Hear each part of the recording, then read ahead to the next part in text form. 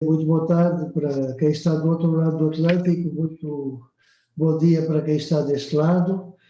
É um prazer estar aqui mais uma vez, é um prazer trabalhar convosco, é um prazer falar de uma antologia publicada no Brasil,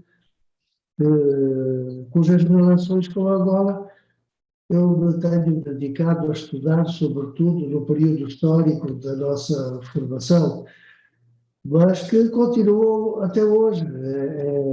Não é o caso único do Abreu Pasto que vai fazer o doutoramento em São Paulo. Há muitos estudantes angolanos aqui, há muitos angolanos não estudantes que também estão por aqui, continuam por aqui, e há muitos brasileiros em Angola também, não é? De maneira que só por aí já fazia algum sentido nós organizarmos esta antologia. Porém, esta antologia teve um primeiro propósito, digamos local, quer dizer, tem que ver com o Brasil. Eu vim para aqui, ia dar apoio, foi-me oferecido, fazer aí um curso na disciplina de literaturas africanas, e eu já quando vim para o Brasil tinha reparado que aqui no Brasil não existia uma antologia que desse uma ideia de conjunto da literatura africana nem da literatura angolana.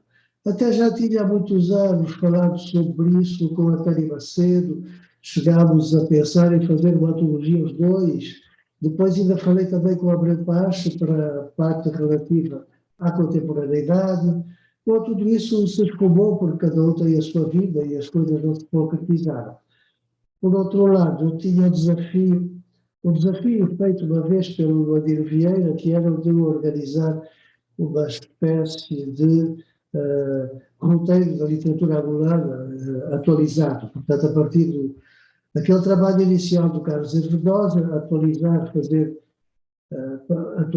eu tinha a ideia até de publicar isso, eu queria uma espécie de manual resumido, incisivo, e seguindo mais ou menos a estrutura do roteiro do Hervedosa, e que servisse para os alunos, enfim, para uma introdução, para uma entrada na literatura angolana. Bom, quando vim para aqui, depois no começo de fevereiro, depois de vir para aqui, abriu aquele concurso da Unicamp e eu concorri porque pensei, bom, está na hora, estou aqui, os meus alunos precisam de uma antologia e mais alunos no Brasil precisam de uma antologia, embora houvesse professores que previsivelmente fizessem uma recolha de textos para dar aos seus alunos, mas isso não circulava, então fiz essa antologia, que não era uma antologia, era um roteiro da poesia angolana. Mas os editores entenderam, porque eu fiz um roteiro muito resumido e ao fim de cada entrada eu coloquei um poema ou dois. Então os antologiadores entenderam, com razão também, que servia como roteiro. E então o título foi trocado. Em vez de ser o roteiro mínimo da literatura angolana, ficou uma antologia da poesia angolana, roteiro mínimo.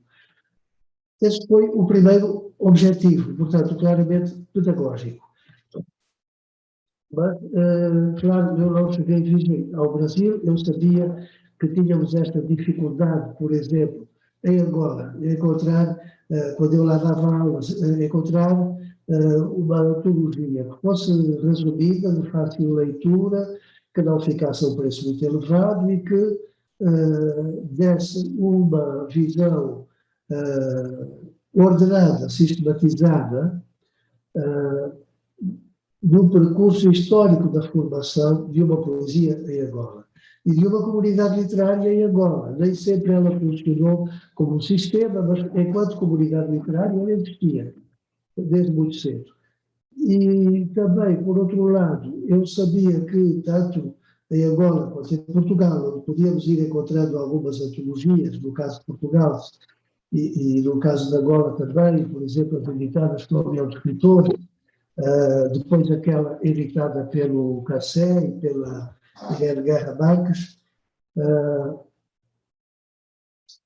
E agora foi ampliada, atualizada, reeditada, isto é uma coisa maravilhosa. Bom, depois disso vai falar Cassé. Agora, o que é que nós tínhamos? Tínhamos antologias muito dirigidas, sobretudo dirigidas, não é ideologicamente, é partidariamente. As antologias tinham um sentido político-partidário muito determinado.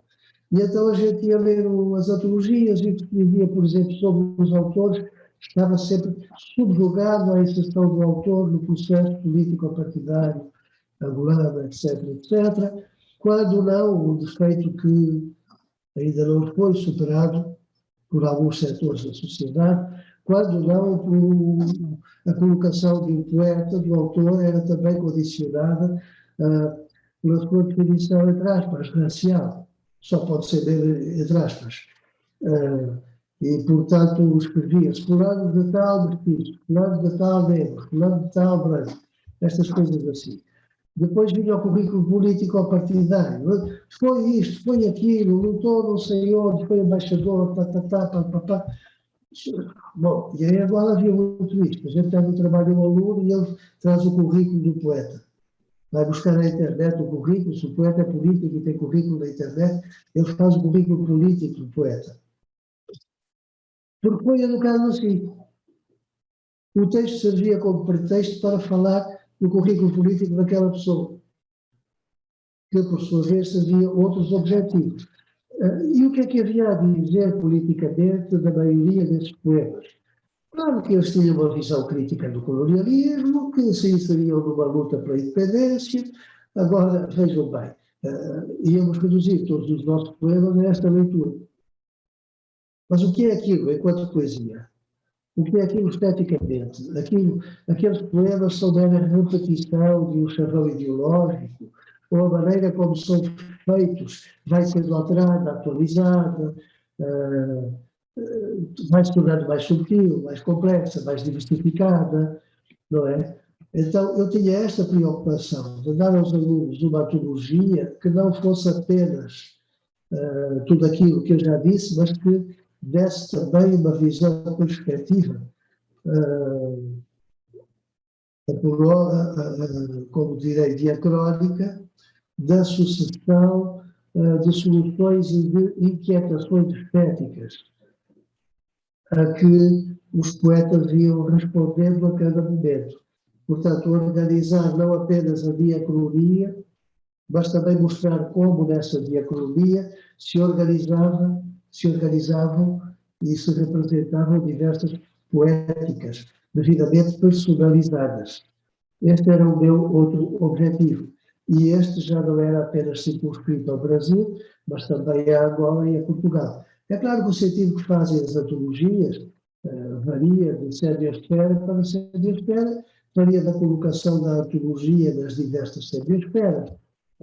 Enfim, quer dizer, se fizer uma antologia russa, de poesia angolana, já houve algumas, agora vamos atualizar, mas estamos a levar de uma língua e de uma semiosfera, aliás, de fronteira, que é a angolana, estamos a levar daí para a Rússia.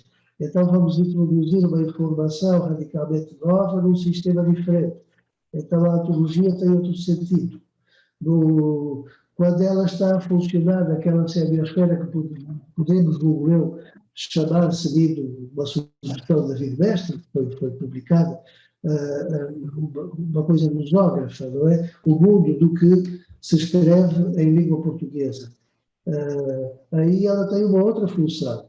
No caso, fazer um ponto de ordem e dizer, não, espera aí, nós temos este acervo, mas este acervo, isto se resume ao que vocês estão a dizer. Este acervo é um acervo também de poetas, de artistas, que se veem perante o desafio de serem escritores válidos em qualquer parte do mundo. E, portanto, vamos ver o que eles fizeram enquanto escritores. Tem este sentido no nosso mundo, digamos, da escrita em língua portuguesa. E depois vai ter um sentido diferente conforme cada país. No Brasil, obviamente, a minha ideia era dar aos alunos e a diversas outras pessoas que precisem de uma introdução à poesia angolana, dar-lhes uma ideia de conjunto do que fomos e de como evoluímos e, ao mesmo tempo, das relações que se podiam estabelecer entre a poesia angolana em determinado momento e outras poesias africanas escritas em língua portuguesa, sobretudo a cabo-verdiana, que tem mais pontos de proximidade, talvez com Angola, mas também a moçambicana, esporadicamente a São Tomense e menos a da Guiné. Mas, pontualmente, eu ia fazendo a comparação com uma frase, duas, porque aquilo é mesmo um roteiro vídeo, é mesmo para consumo rápido e tem que estar tudo muito resumido, uma frase, ou duas ou três, com preocupação pedagógica. Mas depois, conforme o país, como digo, isto vai alterando. No caso de Angola, nós temos tido ultimamente antologias de poesia, ultimamente, nos últimos 20 anos, antologias que ora são feitas com o intuito de alguém se promover assim, alguns amigos, no meio de autores canónicos, metem os seus nomes e dizem, pá, pronto, estou aqui, também sou, estão a ver, tal, nós somos aqui a continuidade disto e tal. Bom, o que é legítimo, sem dúvida, é o objetivo, aliás, que já foi perseguido por muitos escritores em muitas partes do mundo. Mas isso não nos dá uma ideia do conjunto, nem nos dá uma ideia do que está em jogo esteticamente, porque os organizadores ou as organizadoras dessas antologias não apostam nisso, simplesmente. E depois há então as velhas antologias ideológico-partidárias.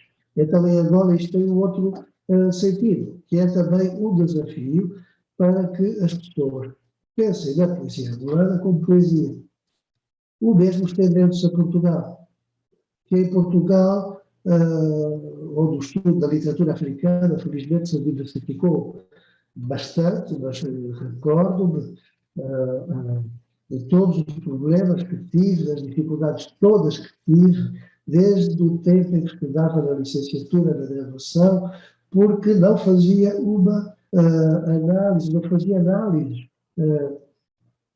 partidariamente empilhadas da nossa poesia. Isso era considerado uma coisa profundamente negativa, fatal. Hoje em dia retoma-se um pouco essa ideia militante da poesia por outras vias, mas cai-se no mesmo erro, quer dizer, você não pode analisar o poema se não toma posição. A minha luta este tempo todo tem sido a contrária. Você deve mesmo analisar o poema sem tomar posição, tem que compreender. Claro que todos temos um condicionamento prévio, mas temos que compreender como o poema funciona. Esta é a chave para depois passarmos a estudar a recepção ao poema, os efeitos que o poema pode provocar na leitura, como os textos vão interpretando e manipulando e canalizando ou desprestigiando este e aquele poeta. Quer dizer, isto não é tão arbitrário como parece. O próprio texto, da sua origem, já condiciona uma série de leituras. Vamos ver como é que ele faz. Os recursos, usando recursos, que recursos ele usa para fazer isso, etc, etc.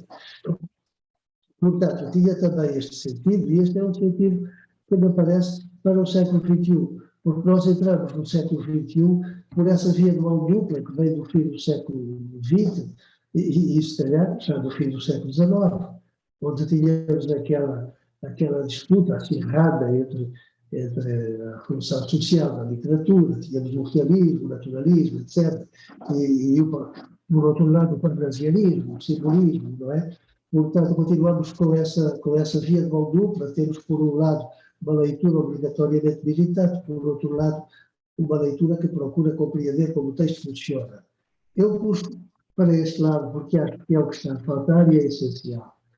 E acho então que faz sentido, no momento, puxar para este lado, porque ele está a ser um pouco esquecido pelo retomar de uma canonização política partidária dos textos literários, esquecendo-nos quer do processo histórico na sua complexidade e, portanto, de que não deixamos de fazer uma historiografia literária e esquecendo-nos também das questões estéticas envolvidas, às quais os poetas respondem a partir de várias posições partidárias, não de uma só. E, portanto, Isto é também fundamental para mostrar que a realidade dos poetas não se resume aos grupos que foram apresentados como os únicos daquele momento, daquela literatura, daquela poesia. É o caso, por exemplo, da primeira geração e da segunda geração nacionalistas. Parece que aquilo foi uma coisa só. Não foi nada. Houve muitas divergências, houve, esteticamente e mesmo partidariamente e politicamente. Houve autores com posições muito diferentes, houve autores que foram postos de lado, conforme as épocas, foram silenciados, alguns após a independência, alguns já antes da independência. E a realidade era muito mais diversificada. A poesia servia também de plataforma, de disputa entre os vários discursos artísticos, e não só os vários discursos políticos, mas os vários discursos artísticos que se contrapunham uns aos outros e respondiam uns aos outros. E temos que ver a poesia nesse diálogo estético. Eu acho que vamos só alongar muito, desta vez não contabilizei, portanto vou parar.